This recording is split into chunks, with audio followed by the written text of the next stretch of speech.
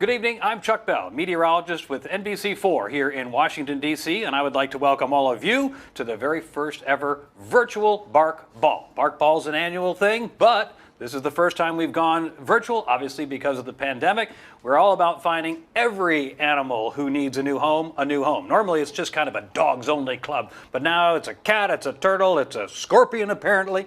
We're going to try and find as many animals and reptiles and the like a new home as possible. I want to also introduce you to my two crazy unemployed hound dogs. This is Isabella and this is Lucian, better known as Ma'am, and Polka Dot Lou. Just a little bit. Just a little. Okay. Otherwise, they'll eat the whole thing all at once. Anyone who has a pet understands that you should have named them Cookie because they'd come running. This is obviously the first time the Bark Ball in over 30 years has been hosted virtually, so you're literally a part of history in the making right now. More and more events obviously have had to adapt to the virtual world because of the pandemic, and we all want to just get back to normal hosted events in person, face-to-face, as soon as possible. And we hope, if not 2021, then 2022, eventually, Bark Ball will be live and in person once again. But this year, it's all about virtual, and it does provide some unique opportunities to find a new audience for Bark Ball. Not just who can get a ticket or attend because they were going to be out of town that weekend, but virtual means that everybody can attend all at once. I think this is a great one to experience because you can be comfortable in your own home, which means your pets can be next to you, like my dum-dums are sitting out here next to me, and that always takes a little bit of the stress off because sometimes not everybody gets along with everybody, you know. You all know what that's like when your relatives' dogs or cats come in to visit for the holidays. It's just like having your relatives come and visit for the holidays, really. So tonight we're ready to bring you a fun evening that'll kick off in just a few minutes with some of the awesome animals available for adoption in Washington, D.C. at the Oglethorpe Street location, and also the Humane Rescue Alliance here in Washington and the St. Hubert's Animal Welfare Center in New Jersey. Those organizations have helped to ensure 5,400 animals just this year have found new forever homes, and that is amazing. Dog adoptions and pet adoptions are up nationwide because everyone literally has more time to spend at home and take care of their animals. And even this year with the pandemic, our shelter staff has continued the great work of finding loving homes for animals in need, and I just think that is wonderful. The volunteers at all these rescue leagues, Humane Rescue Alliance, New Jersey, Washington, D.C., everything has just been really giving the extra effort, and it is truly making a difference. One of the ways you can help support Humane Rescue Alliance tonight is by bidding online at the silent auction, and it closes at 7 p.m., so you need to get your final bids in now. And remember, you're not just bidding on the item in charge that you're looking at, but you're also trying to raise money so that we can make sure that everybody is sheltered and fed and adopted out. None of this, unfortunately, happens for free, so be a little extra generous in your bidding if you could. But most importantly, stick around after the animals for our live broadcast, highlighting our live auction packages that you're continuing to bid on, as well as highlighting a very special dog I'm sure you're all going to want to see. So make yourself comfortable and enjoy these wonderful animals, and I will see you back here soon.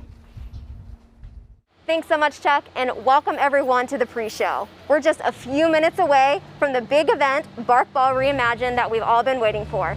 Until then, we're going to go behind the scenes here at our Washington, D.C. location, and we're going to introduce you to some adoptable dogs, cats, and even a pig named Lila. But most importantly, we're going to meet the people who make this important work possible. First up is this cute pup, LA, and our behavior manager, Joe Mensch. We're going to learn about LA and all the work that our team is doing to get her ready for adoption. So out in the yard we have LA. You'll see her playing with some toys. That's her favorite thing to do. LA has been with us twice now. The first time was back in 2012, and she was adopted out as a puppy. She came back to us 4 months ago, and we've been working with her on behavior treatment. Her adopters were telling us that they had some issues with handling, and then also with reactivity, walking past other dogs on walks. So we started working with her on that. We found that the main issue was handling around her neck and her collar area. So we started building up to where we were just reaching for her collar and then rewarding her. Then we were actually holding her collar, rewarding her, grabbing her collar and rewarding her. We also worked with her on a gentle leader or a head collar to make it easier walking past other dogs. while on walks. So that way she's not so reactive, and it's a little bit easier for everybody to walk with her. So we've been working with her for over 4 months now. She's available for adoption. And while she is special and unique and she's everybody's favorite here, she's just one of many animals that we work with through the behavior department at HRA. We do about 1,000 training sessions a month between cats and dogs, and we work on a variety of behavior issues, including fearful behavior. We'll work on socializing them with ourselves and with volunteers and new people, and just getting them used to being around and approached by new people.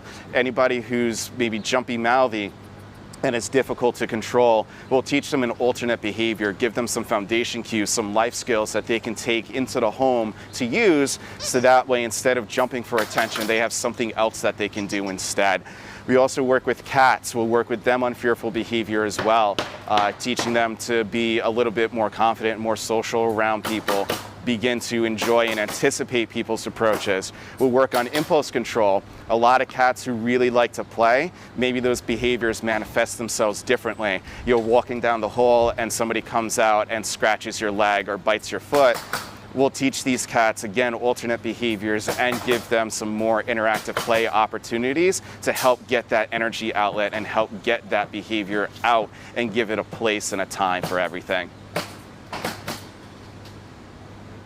Another program that we have at HRA for the severely fearful dogs is called the BRC program. And we adopted this from the ASPCA. We went down to Asheville, North Carolina, and partnered with them to bring this program back to us. It's meant for severe and extreme fearful cases for dogs, and we work with them on slowly introducing them to new people, new places, new situations. And these are dogs who will be running away, trembling, cowering. They can come from any array of backgrounds, and it's really opened up a lot of adoption paths that maybe we didn't have a couple years ago for these types of dogs. Typically, they'll spend a few months, a handful of months in the program, but we've had a dog spend up to a year in the program before being adopted out. And we put a lot of time and resources into these animals, and it's really made a difference in so many lives, getting them through this program and having this partnership and beginning these protocols and training sessions specialized specifically for them. Awesome. Thanks so much, Joe. We really appreciate it. Next up, we're going to go inside and talk to Anthony Waddell. We're going to meet another one of our staff favorite pups. Let's go. So Anthony, we're here with Spicy, another staff favorite. What can you tell us about him? Yeah, so Spicy is a 4-year-old male Dalmatian mix. He came to us as a stray, and he's undergoing medical treatment right now because we think he has a URI. So once the medical team kind of makes sure he's healthy and good to go, then he'll be more than likely sent into foster care and adopted out. That's awesome. So I know we sometimes transfer animals that have, certain breeds. Oh, yes. Can you talk a little bit about that? Sure. So we have great connections and relationships with other shelters and organizations throughout the country, specifically regarding breed like Dalmatians and Shepherds and that sort of thing. So when we do get very specific breeds in, our transport team, they'll make sure to reach out to those partners to see if they're interested in taking one of these under their care and transferring them out. Awesome. So we have quite a few animals on site here, and lots in foster care as well, which we'll talk about in a little bit. But what sorts of enrichment are we doing for dogs like Spicy to keep them active and healthy and sort of engaged while they're here waiting for their homes? Yeah, so we have lots of different types of enrichment. We have a great group of volunteers that will come in and take them out into the yard to get some exercise and some fresh air. Staff will do the same. We also have various types of enrichment, like I think frozen cups that are filled with various types of treats, as well as scent tubes. So scent tubes are actually really fun, where you can just fill them up with treats and various scents and give them to the dogs, and they really enjoy that smell, and they get to explore and just use their senses. So we try to just do a variety of things to make sure the dogs stay enriched and stay mentally stimulated while they're here. Awesome. So, like I mentioned, we have almost 300 animals in foster care right now, which is really incredible. Maybe talk to us a little bit about how the community has really stepped up to help us care for so many more animals. Yeah, so the community has been wonderful about kind of just supporting us during these times. So basically all of the animals that are available, they'll go into foster care until they're adopted out. So they'll open up their homes to any animal that's available, cats, dogs, rabbits, doves, and so they will make sure that the animal is adopted out through their home so that the animal doesn't have to come back to the shelter. So they'll have conversations with potential adopters about the animal's personality, just to make sure it's the right fit, and then we'll connect them to the adoptions team to finish out the adoption process in foster care. Wonderful. So you can essentially adopt a dog from your couch, where a lot of people are probably watching from home. Exactly, yeah. So it makes it a lot easier for everyone, really. Wonderful. Well, you mentioned a lot of different types of animals, like doves. Maybe talk to us a little bit about, I know you've been at HRA for quite a while, but talk to us about some of the most unique cases you've seen and different animals that have come through our doors. I'd love to. So HRA, we are an open admission shelter. Oh my goodness. We are an open admission shelter. So we take in any animal, no matter if they have feathers, scales, or fur. So we've gotten a variety through various means. We have a scorpion right now. We've gotten snakes, birds, we've gotten a couple alligators, pigs. We might have a pig right now as well. I can go on and on. We have goats. We've had peafowl, chickens. Yes. So it's yeah. Wonderful. Well, you mentioned the pig, Lila the pig. I let our folks at home know that we're going to get to actually meet Lila. So can you take us to introduce her to us right now? Sure, I'd be happy to. So Lila, she is a little pig that came to us as a stray, I think a few days ago. And the medical team, they are working with her because I believe they have a broken leg. But yeah, I'd be happy to kind of show you how sweet she is. Awesome. Well, thanks so much. Thanks, Spicy. Thanks, Anthony. You're welcome. Okay. So this is Layla. She is a pot-bellied pig. She came to us a few days ago as a stray in DC, and she is super social. As you can see, she likes to play with my hand as well as my watch and my face. But she is a pot-bellied pig, which is different from a teacup pig. Teacup pigs don't really exist, but she's super cute. She came to us with a couple injuries, so we do know that she has a broken leg as well as a hernia on her stomach. So our medical team, they're gonna take a look at her just to make sure she's healthy and give her the care that she needs. And then we're gonna work with our various transport partners to make sure she finds a good forever home. In her little playpen area, we'd like to make sure she's enriched. We have like little toys here for her, but we also have lots of variety of food. We have some squash, some kale, and some pumpkin for her to kind of munch on whenever she's hungry. She loves exploring. There's lots of smells right now, so she's probably just looking for something to play with or nibble on. Pigs can certainly be pets. They are pretty smart creatures, which is pretty fascinating. But they do require a lot of specialized care because you want to keep them really stimulated, and then you also want to make sure they're social, so you have to spend a lot of time with them, that sort of thing. This is not the first pig that we've had at HRA. We've had several. From my experience, I feel like recently we've gotten at least one pig a year. So we're starting to, I guess, see maybe a possible trend. But it's very interesting to kind of see that. But yeah, we will get pigs every now and again through various different circumstances. So it's not really too uncommon for us. We get a variety of livestock. We've gotten chickens. Chickens are fairly common that we'll get.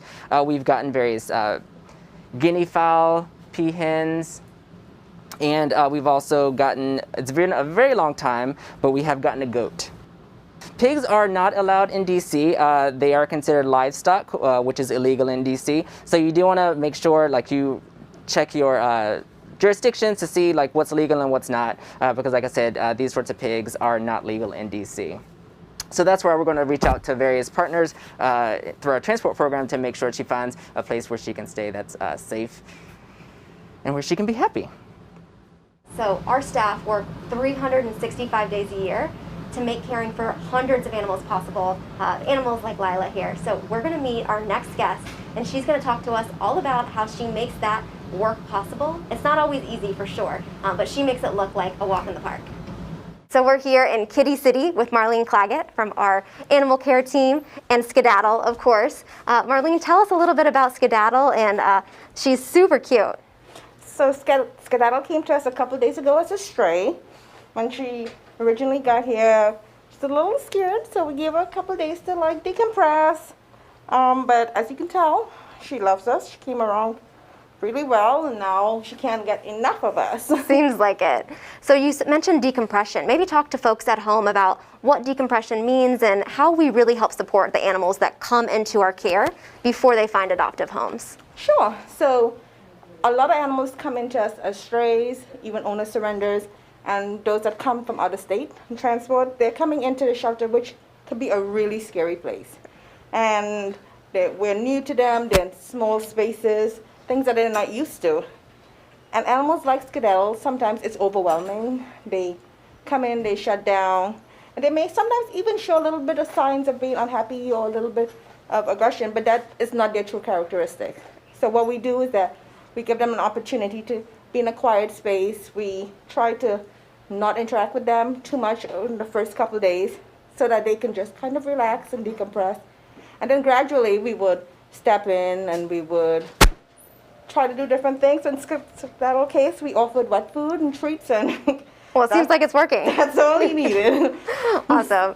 So I mentioned to folks that we have hundreds of animals that we care for on site here. How does your team, who's responsible for feeding and caring for them, how do they make it happen? Wow, we have a really dedicated team here. So we are here 24 hours a day, but the main part of our team gets here at 7 a.m. We start right away with cleaning, feeding, providing enrichment, and that goes on throughout the day until 7 p.m.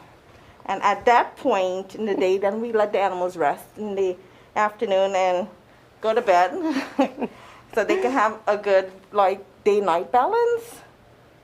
But we're still here on site at night just to make sure in case they need anything.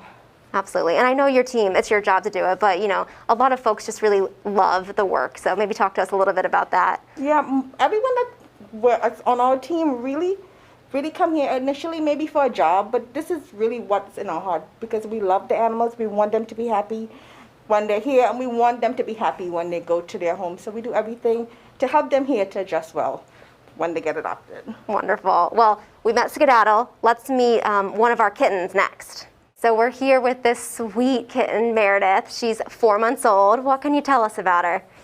So Meredith was an owner surrender. She was actually adopted from us when she was much younger, and it wasn't a good fit. So Sure. she was brought back, and that happens sometimes. But she's really sweet, very She seems like it. Oh my goodness. Ready for the world. Absolutely. She seems like a sweetheart. So I know we get cats. Well, we met Skedaddle, who was a little bit older, and Meredith, who is 4 months old. Talk to me about the really tiny babies that come in, the bottle babies, and how we care for them. We do get quite a few bottle babies throughout the year, usually in the warmer months, but it doesn't stop when it gets cooler. So those tiny babies, they need their moms, and unfortunately they come in without their moms, so we take that place. So we'll do everything their moms do, keep them warm, we feed them. So they're called bottle babies, as you said, because we're feeding them with a bottle, and it takes a lot of work to do. It's a lot of dedication, but the reward is great. Absolutely. So is it 24 hours a day you're having to care for them? 24 hours a day. So every 2 hours they're fed, you help them go to the bathroom, you make sure they're warm, and that goes on for the first few weeks of life. Oh, wonderful. Well, I'm so thankful that we're able to have a lot of fosters that help us out with those bottle babies as well. Absolutely. It's a community that these animals need. So although they may start off with us, you said they go to wonderful fosters. Sometimes they come back to us to be adopted. Sometimes they're adopted from the foster home. But what they do need, especially the bottle babies, but all cats, the love and to feel like they are safe, and that's when they strive the most. So when are they actually ready for adoption? So usually they're ready for adoption by the time they're 6 to 8 weeks. They're eating on their own. They're doing all the things that they should do. They're playing. They're healthy. So as I said, Meredith was here. She got adopted when she was about 6 weeks. She came back about a week ago. And I'm sure she'll get adopted. I'm sure she will. Absolutely. If she's not already. Well, it's wonderful. Well, thank you so much for everything that your team does to really help us care for all of these animals here at the Humane Rescue Alliance. Thanks so much for joining us and going behind the scenes with some of our favorite animals and really the people that make this important work possible. Delta and I are so excited to take you into the live program. Hope you enjoy the show and enjoy Ball Reimagined.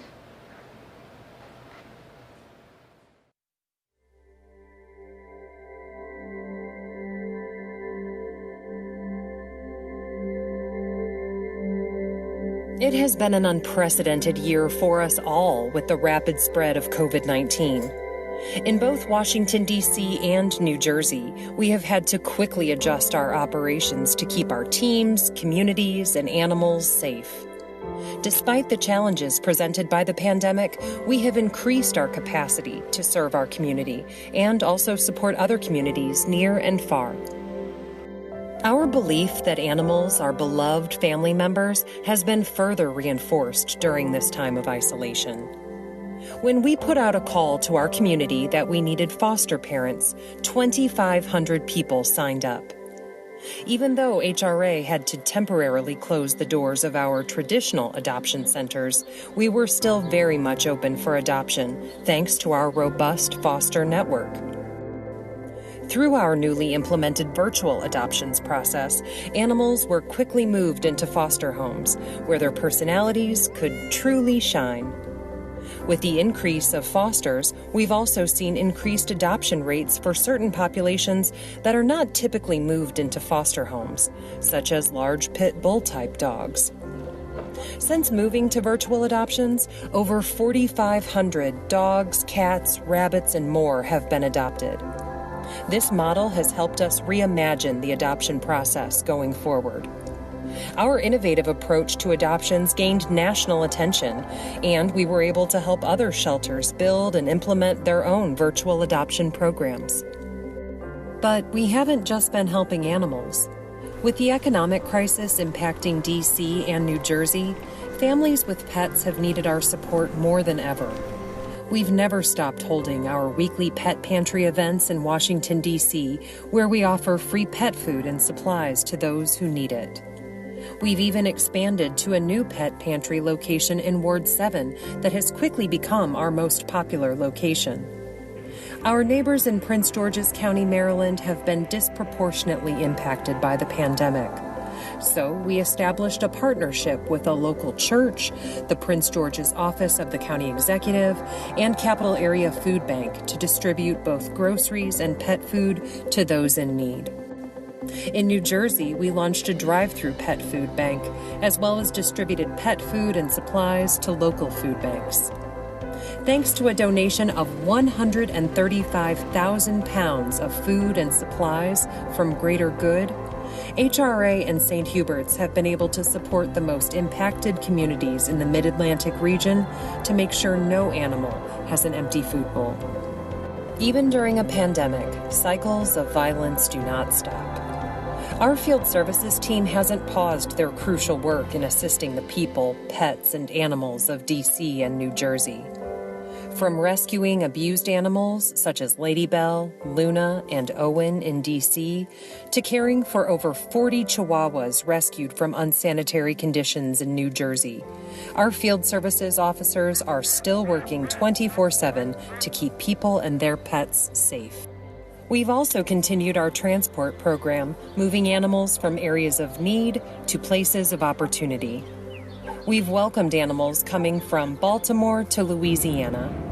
Our partner shelters need our help to decrease the burden of overpopulation more than ever. Despite the numerous challenges HRA and St. Hubert's have faced during COVID-19, we have risen to the occasion to continue to serve our community. With a lot of creativity, teamwork, and support from our generous donors, we have been able to not only serve D.C. and New Jersey, but expand our reach to build a safety net for the most vulnerable animals around the country. We are committed to using the lessons of these uncertain times to better serve the animals and people of our community. The work we do every day is anchored in the belief that everyone deserves the joy and love that comes from sharing our lives with animals, and all of this is possible because of you.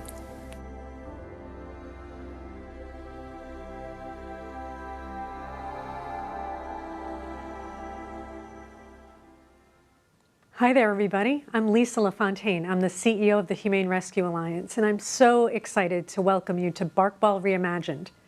As Chuck mentioned earlier tonight, this is the first time we've been broadcasting Ball virtually. It's actually a little bit weird, although I have to say it feels great to have a dress on for the first time since February. And I'm just so excited to see how many of you logged on and are bidding on our auctions and are watching with us tonight. You know, there's a lot of bad news that we're all in the midst of, but tonight's going to be about good news, because this is really, HRA has been a bright spot. And I think the work that we're doing in the community, the strength of the human-animal bond, and the overall roles of animals in society has been just a shining light during a very dark time. In March, as the pandemic was approaching our communities, our leadership team sat down around a table to talk about what we were going to do.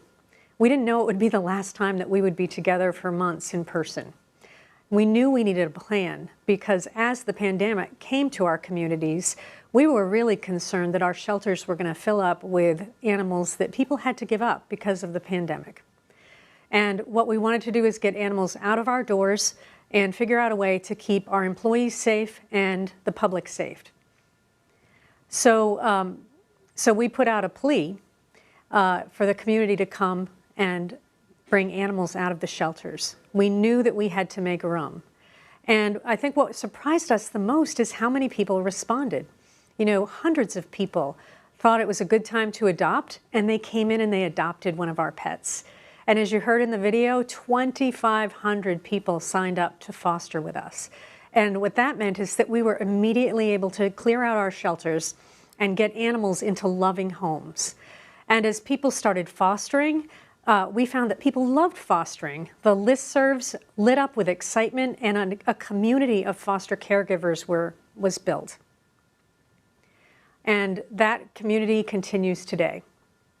And because so many animals were in foster care and couldn't come to the shelter to adopt because our doors were closed at that time, we had to keep reinventing everything we did. So we created a virtual adoption process where people would meet adoptive animals in their foster parents' home. And they would do it on Zoom, much like we're connecting as human beings. And nearly 5,000 animals have been adopted since we started that process. But it isn't just the shelter animals that have been affected, it's our community that's been affected. And with the intensity of economic crisis and job loss and illness and business closures, we found that we're actually needed more than ever. And to help people keep their beloved pets, which is really one of the most important things we can do, we've actually expanded all of our programs and safety net services in the community during this time. And so just as an example, with existing partners like Bread for the City and new partners like Urban Outreach, we've added pet food and supply pantries in DC's Ward 7. We've also been focused on advocacy more than ever to try to keep families together at this incredibly vulnerable time. So we've been working with government officials and with other nonprofits to make sure that any policy solutions that are needed are created right now, particularly as we look at an eviction crisis that could be catastrophic for families who are vulnerable. We have a seat now on the Interagency Council on Homelessness to help us establish policy for people that are homeless or who are at imminent risk of losing their homes. Because again, we're trying to help people keep their pets. We've partnered with legal aid because we want to provide a better safety net for our clients. You know, by linking arms with human social service groups, we can seal up some of the gaps where animals and people are falling between the cracks. And I think that animal and human social service group partnerships are going to be the way of the future. We've had so many heart-wrenching stories. I want to tell you just one about Willow, who is a sweet little Shih Tzu who was relinquished to us when her mom, Althea, was faced with losing her home. And she had to move into a temporary shelter that didn't allow pets. As you can imagine, if you have a pet, Althea was absolutely heartbroken when she came to the shelter. She told us so many stories about her life with Willow, how they would watch the evening news together and Willow would bark at the bad news. And her heartbreak broke our hearts as well. We knew we had to go the extra mile for her. And with all those foster homes, we were able to find a loving foster home for Willow. And Willow was in a safe, loving spot until Althea got back on her feet and found a home that allowed pets. And their reunion was one of the most beautiful things I've seen this year. Unfortunately, I think this pandemic and this economic uncertainty is going to be with us for a while. And if people can't stay with their pets during job loss and food insecurity, debt, eviction, and the pandemic and the biggest human crisis that we've seen in a generation, it's going to be catastrophic if they can't stay together.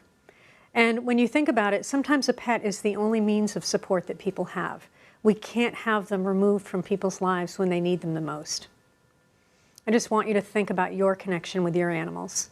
So many people who live alone, their animal is the only being that they've touched and cuddled and loved, and who's hugged them back in months, who's given them laughter and joy. Now, if you remember, I told you that we cleared out our shelters at the beginning because we were worried about the pandemic. None of those animals came. In the entire pandemic, we've only had a couple of dozen animals come. That's because people wanted to get well and heal with their pets. And so that tells us a story. In these last months, as people have gone to extraordinary lengths to keep their pets, now we have to step forward and go to equally extraordinary lengths to help them keep their pets, to honor the efforts that they've put in for these last few months. And we need you to do it. Animals have given comfort to so many people, and now's the time that we can step up and be there for them, keeping families together where they belong. So tonight, with your support, we will continue to be able to provide for our community and those around us with a level of care and respect and love that you've come to expect from the Humane Rescue Alliance. We want to be here to help you grow your families by adding a pet, and we want to keep pets in their homes. So I just want to thank you for being here tonight, for supporting us as you already have, as you will for the next hour. And now I want to hand it over to Andrea Messina, who is HRA's Chief Development Officer. Thank you, Lisa. I'm so excited to be here this evening. And I want to remind everyone that while you're watching this live broadcast, you can continue to bid in the online auction. So bidding is closed for most of the silent items, but there are 4 items that still remain. And hopefully bidding will start to pick up even more over the next few minutes. We've got until 7:30 before the auction closes, so keep it up. And here's a tip for tonight. If you can, use 2 devices to participate in the event. One to watch this live stream, like your computer or a smart TV, and one to donate from or bid from, like your iPad or your smartphone. That way, you won't miss any of the action here in the studio by having to switch back and forth. So tonight, our goal is to raise $300,000 to support our programs, and with your help, we know we can do it. The best way to help right now is to make a donation or bid on one of our 4 featured auction items. You can make a donation by using the donation block right underneath the live stream or by clicking the blue donate button on the top of your screen. And if you're feeling competitive, bid on one of the featured auction items. I'll tell you a little bit about them now. We have 4 auction items tonight. Bid on them by clicking featured auction items on the left side of the screen under categories. This will be across the top of your screen if you're bidding from a phone. So, item number 1 includes 4 first-class round-trip airline tickets on United Airlines. I know 2020 has left plenty of us longing to get away, so now you can at least start planning for a 2021 trip with these round-trip tickets donated by our friends at United Airlines. What's nice about this package, too, is that you don't have to use all 4 tickets for the same trip. Tickets can also be used in pairs, so that's 2 trips. All right, featured item number 2. This is a virtual meet and greet with Julie Donaldson and Santana Moss. The winner will get to join the co-hosts of the game, Julie Donaldson and former wide receiver for the Washington football team, Santana Moss, for a private 30-minute discussion following an episode of their online show, The Game. You can ask them their thoughts on the Washington football team, thoughts on the NFL, or you can simply yammer with them about your shared love for HRA and for animals. Item number 3. This one is a custom cartoon of your pet drawn by award-winning Mutts cartoonist and children's book author Patrick McDonnell. Patrick will create a one-of-a-kind piece of art of your pet along with Earl and Mooch, who are the stars of the comic strip Mutts. Patrick is a lifelong advocate for animals, and his Mutts comic strip, which can be seen in more than 700 newspapers worldwide, promotes animal welfare and pet adoption. This is a pretty incredible opportunity to take home a custom piece of artwork. All right, item number 4. This one is a private virtual book party with #1 New York Times best-selling authors Jonathan Allen and Amy Parnes. Alan and Parnes are the co-authors of the 2017 #1 New York Times bestseller, Shattered, Inside Hillary Clinton's Doomed Campaign. And they'll be your hosts for a private virtual book party with as many guests as you'd like to discuss their highly anticipated sequel on the 2020 presidential campaign. Right now, Alan and Parnes are busy reporting for the book, interviewing key players, studying polls, and figuring out exactly what's happening behind the scenes of the most contentious election contest in history. The book doesn't have a title yet. It doesn't even have a publication date. So by winning this item, you truly will be among the first to hear from the authors when this book is published. To those who are bidding and donating right now, thank you. You are helping us raise much needed funds that support all of the programs and services provided by HRA to our community. As you've heard from Lisa and watched in our videos, HRA provides several different programs throughout the region. And those programs touch the lives of nearly 100,000 animals each year. One of those animals was the beloved elderly dog that our staff named Lady Bell. This is her story. Attention all officers, this is ACO number 8. I'm requesting assistance from a ravine adjacent to the Fort Cotton Metro tracks. I have located a white-colored female pit bull with multiple wounds throughout her body. She is barely responsive. HLE 4 arriving on scene. In the afternoon of July 12th, we got a call from a concerned citizen who noticed a dog lying near the train tracks behind the Fort Totten Metro. We didn't know the extent of her injuries or even that she was injured when we first got the call. But when we arrived on scene, we found her unable to walk, lying on a tarp, covered in urine and feces, swarming with flies, and we noticed that she'd sustained a number of injuries, some of them quite severe, most glaringly a gaping wound above one of her eyes that was infested with maggots. Of all the cases we see, Lady Bell's is definitely one of the worst that I've seen in recent memory.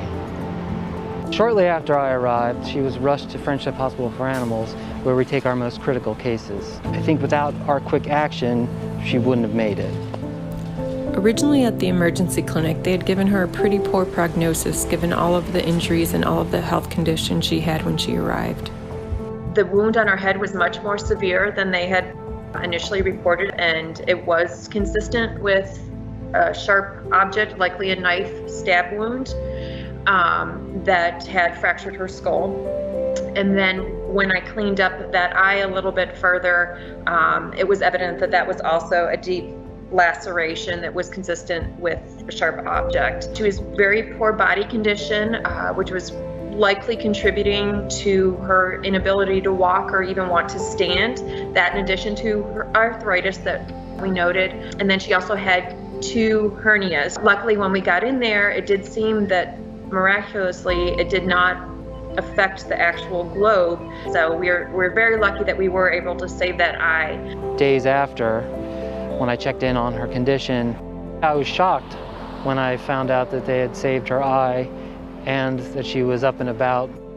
We initially offered a $5,000 reward for information leading to the arrest and conviction of the person or persons responsible for this act of cruelty. The reward was actually later doubled. We did get a tip from someone who thought they recognized Lady Bell from their neighborhood. And we really rely on information like that from the community in these cases. She didn't have that look about her that she wanted to give up, just that she needed some extra special care and love, which we were more than able to provide to her. And she just became stronger and stronger. Once Lady Bell was stable enough after her surgeries and she was really starting to come out of her shell, we knew we had to get her into a home. We had a foster step forward who was the perfect match. At first, it was just walk a few steps out front, go to the bathroom, come back. And she just really was shut down and unsure about herself. She had a lot of trouble getting up and down and a whole lot of trouble walking. She was really wobbly, so sometimes she'd stand up and just fall over. Around a month in, I was able to take her for a couple of miles hike in the woods. After fostering her for more than almost 4 months, I went away for a week, and when I came back was the very first time she gave me a kiss. And it's just so amazing to see her, especially sitting curled up on the couch and the blankets and stuff like that. It's a different world from that picture we saw of her with her wounds and sitting on that tarp abandoned. It's just a complete 180. I think I'm just most surprised by her absolute willingness to trust and be open to people and experiences. She seems to have gotten through her experience with a whole lot of spirit still intact.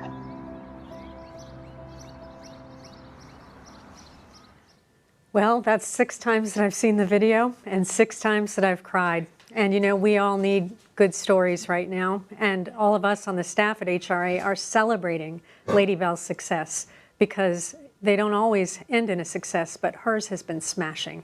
And so tonight we have Lady Bell with us in the studio, and I can't wait to introduce you. And Lady Bell is here with Barb Hutcherson, who is her loving foster mom. So tell us how Lady Bell is doing. Well, you can see for yourself, she's got a couple of little rolls. She has a fat roll. She's got a fat roll. It's the first time I've ever celebrated a fat roll, but she's doing absolutely amazing. She's just turned into a different dog. She's exuberant at home. She gets the zoomies. She tries to engage the other dogs in play. She gets really excited. Just her personality has just blossomed. She's amazing. When did it hit you? How long did it take you to think she's going to settle into herself and be a dog? You know, I knew it. I knew it was there in the start. That's what attracted me to her to begin with. I saw it in her eyes. Yeah. And I knew she just needed time, and I knew it was going to take a long time, and it has. But she shows me a little bit more every day that she's got her brave on and that she's loving life. And she's in black tie tonight. She is. She knows it's a really special occasion, and she wanted to show off her fancy best.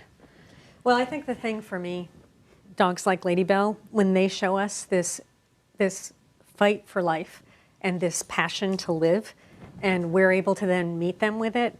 And I think the thing that maybe people don't know about Lady Bell is that her injuries were so severe and so expensive. And tell us a little bit about how the community has come out to support you. Yeah, that's been amazing. I am just so proud of the way HRA was able to say yes to Lady Bell and to her extraordinary needs.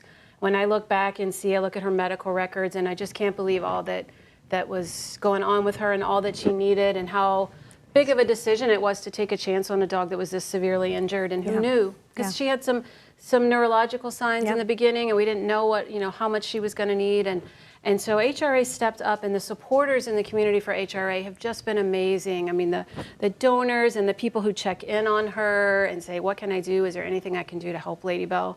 It's just been really, really wonderful to see. Well, there's one big thing we can do to help Lady Bell, because as much as you love her and have given her a home, she's available for adoption now. Can you just tell us a little bit about what kind of home you think she'll do well in? I think she will do well in, any loving home, honestly. She's not a fan of traffic and trucks. And so she'll require, and she really needs about 20 hours a day of nap time. Okay, so, that should be easy. Those are her main requirements. A little bit of patience with her, because she's slow to warm up. Mm-hmm. And she does get startled, but considering all that she's been through, it's just minimal, the way that she's bounced back from it. She just doesn't carry a whole lot of that trauma right in the front, and I'm just so proud of her and so amazed at her. And that's why we're so lucky to work with animals, right? Absolutely. I mean, because they forgive and they move on. They do, and she's just so happy with her life and the comforts that she has, and she's grateful for it. I can tell she is. Well, we're grateful for you for doing this. You have been the perfect foster home for her. Oh.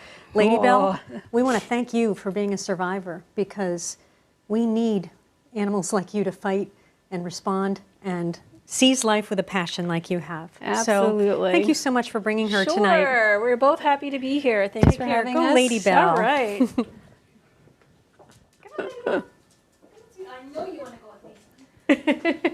This is the part of the evening where we invite you to join us in making HRA's life-saving work possible. Our ask tonight is that you make a gift at the level that is meaningful to you so that HRA can save thousands more animals like Lady Bell. And I'm incredibly inspired to share that one of our donors has stepped up to match all gifts up to $10,000. You can make a donation by clicking Rally for Rufus on the left side of the screen under Categories. This will be across the top if you're using a mobile phone. Or you can use the donation block under this live stream, or click Donate on the blue bar at the top of the screen. I can already see some of you making donations, and we are so incredibly grateful. As you consider your gift, please choose the amount that is right for you. Gifts small and large are the reason that we can save lives like Lady Bell's and help families like Althea and Willow stay together. Your generosity provides life-saving care and helps keep animals in their homes with the people who love them. Thank you. So we're just so grateful and heartened by the gifts that are coming in. Thank you for your incredible support to help Lady Bell and the nearly 100,000 animals like her that we help each year. You know, Lady Bell is just one of many animals whose stories touch our lives and who come through our doors. And our incredible team makes so many of these life-saving stories possible. You know, we would have had a very different Bark Ball in so many ways if COVID hadn't come. And I think one of the things we would have been talking to you about is a really big deal from last year, which was a merger that we did with St. Hubert's and the Humane Rescue Alliance. And when we came together a few months before the pandemic started, we became the first animal welfare organization in the region to serve animals and people at a regional level. And that would have been a big story in and of itself. And we want to make sure that you feel that story, that you actually experience the success that we've had in bringing these incredible organizations together, because what we're doing now is we're expanding from our local communities to the region to the nation. And we're saving animals now who had no hope and no chance. And I just want to show you a video of some of that work.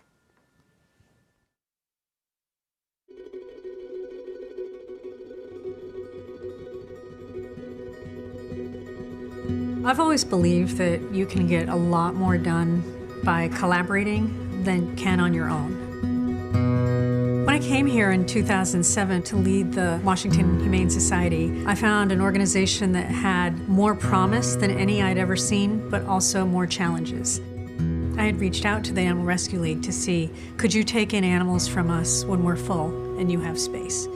And within just a couple of months, we realized that our organizations would be stronger as one, and more importantly, we would have exponentially more impact. For us, that merger was never a final destination. It was a beginning of modeling a more collaborative approach to animal welfare. So in 2018, we had the opportunity to take our vision for collaboration a step further by bringing together the Humane Rescue Alliance and St. Hubert's Animal Welfare Center. What that has allowed us to do is become the first organization in the country that is multi-state, community-based, providing direct care of the animals and really taking a look at what's going on for those animals and people in an entire region so that we can come up with regional solutions. And the primary way that we've started doing that is through the Way Station program. Aiken County is a huge county. We're about the size of Rhode Island, so it's a very big area. It's very rural. Overpopulation is our major challenge. We take in about 5,000 dogs and cats every single year consistently. 10 years ago, it was 6,000 animals coming in and 9 out of 10 were being euthanized. Those kind of numbers of animals, you can't adopt them all locally. And so together with the community support, 10 years later, we changed the numbers. The Way Station program is the reason we are able to save the lives that we are. The Way Station program works with over 90 different animal welfare organizations where they don't have homes for those animals, where they have incredible overpopulation, and partnering them with animal shelters and communities who have loving homes but no animals. The dogs load, they're happy, they're excited, they jump into the van, and then we're thrilled to see them go someplace where people are actually waiting for a pet. These animals are received at our shelter through no fault of their own, and they deserve a second chance, and we're giving them a second chance through our partners' help. Today with the Way Station program, we accepted a transport of 21 dogs and puppies from Aiken, South Carolina. These guys are all scheduled to go to one of our receiving partners in Vermont. Not only are we transporting the dogs, but we're investing in the sending partners so that hopefully one day they won't need us to transport dogs. St. Hubert's really built our relationship. They have helped us with funding TNR cats for spay neuter, for community animals, for vaccinations. They've invested in saving lives in our community, and it's not for selfish reasons. Our colleagues in the South are in the trenches. They're working so hard to save as many lives as possible, and it's not easy for them. So all these dogs need is a ride, and that's what we're doing for them. We're giving them a ride to a better opportunity. They get to stop here, get off the truck, rest for a day or two before they move on to their final destination in Vermont tomorrow. We're not far from being that organization that's struggling. We're just a few years out. We can provide hope in that we were there and we came to a different place, and now we're here to lend a hand and stick with you while you get to that place too.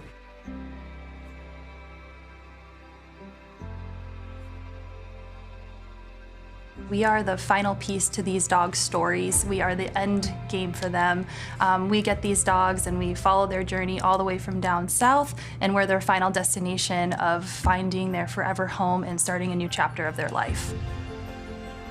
We're really lucky here where we have a ton of adopters that are just waiting to find the right dogs for them, and we live in an amazing area where having a dog companion is just perfect. Adopting just seems to be kind of the right thing to do for so many animals that need really nice homes and opportunities. So in 1870, we were founded in advocacy, we were founded in community service, and now what we see ahead is a reality where we're taking a national approach to the problems that cause animals to be homeless or abused. We are creating a bigger national safety net. We're ensuring more animals have loving homes. We're ensuring that more families have the joy of rescue and adoption. We're not just sheltering animals. We're focusing on what are the root causes of animals being homeless or abused. And those are the issues we're tackling, because we know if we go at those with vigor and dedication and creativity, we're not going to need shelters, because the community will become the best shelter we could ever ask for.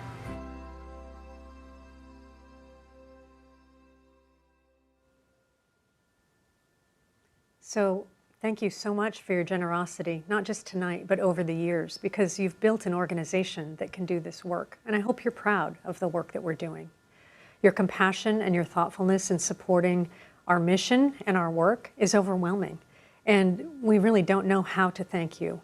You're giving us an opportunity to continue to provide care to animals like Lady Bell. And unfortunately, we know that she will not be the last animal that comes into us in need. But because of you this evening, we'll be there the next time an animal walks in our door to open our arms, to give them the love and the care and the ability for them to have a much brighter future. It has been an unusual year, to say the absolute least. And it is a very, very strange time to be planning a gala. Our team worked incredibly hard to create an experience tonight that would bring you some of our Bark Ball favorites. Most importantly, the life-saving stories from this past year, the ones that motivate all of us to be volunteers, to be donors, and to be friends of HRA. But there was one gap we couldn't close. My favorite part about Bark Ball is your animals. Last year, nearly 600 dogs attended the Bark Ball in black tie with their humans. And every year, they truly are the stars of our show. Because we couldn't have Bark Ball without your animals, we decided to launch the Best Dressed Pet Contest. As you may know, this was a contest that we ran on Facebook, and we received some pretty incredible, pretty fashionable pet photos. After a week of public voting, the top 4 photos with the most likes became our finalists. pretty much too cute to handle. Since Monday, you've been voting for this year's Best Dressed Pet. The poll closed earlier this evening, and now is the moment you have been waiting for. The first annual Best Dressed Pet is Molly. Congratulations. You are too cute. Let's hear it for the cats.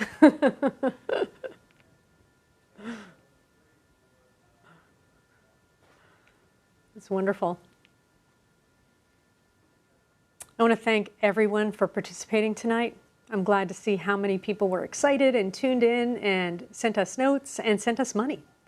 And whether it was bidding on the auctions ahead of time or tonight, or donating during the rally for Rufus, your contribution tonight is going to make a big difference. And as Lady Bell walked in and you saw that girl who had been in a heap of trash and now has a bright future and a bow tie on, I hope that you can see that work through that one life that you helped save. So I have a pretty amazing announcement tonight. You have helped us raise $302,000, $302,905. So, give us $95 and we'll be up to $303. This is great. I have to say that when we thought about having a gala, we weren't sure if it could succeed, but you've been there for us tonight, like you always are, and so we have surpassed our goal, and I tip my hat and I just thank you from the bottom of my heart. And I'd also like to thank Chuck Bell for kicking off our evening. I believe he has a few parting words for us tonight as well. What an incredible evening this has been, from the shelter animals and a lively online auction to the best dressed pet, and of course, your generosity this evening. Thank you, thank you, thank you for everyone that has participated in any way, shape, or form, even if you're just watching at home and enjoying it. We appreciate that. You've helped us raise a ton of money that will help support all of the programs and services which we use to provide care for the animals and the people that love them throughout your community. As I mentioned earlier, none of this happens for free. Everything costs money, from kibble to websites. I've been honored to join you this evening with my dogs from here in Washington, D.C. Who wants to say goodbye? Say, okay, I can say that. Lou, you gonna sit down? You gotta earn it. Sit down. All right, you can have a little nibble. There you go. You can do it. I found it if I let go of the milk bone, it all just disappears in one big gulp. Very good.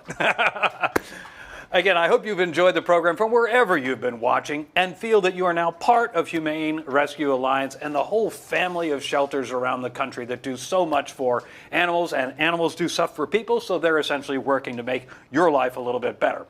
I'm sure we can all agree that we're eager to come together again one day soon in person, and along those lines, I'd like you to save the date, an important date. Next year's event will be held on Saturday, October the 16th, 2021, and we're looking forward to seeing you hopefully in person, but if we need to do it virtually again, we will do it again because the mission is that important. And with that said, I will leave you this evening with a montage of photos from Bark Ball's past to help get you in the mood for joining us in person again next year. Paws crossed. Enjoy the rest of your evening, and thank you again on behalf of Humane Rescue Alliance. Have a good night and be well.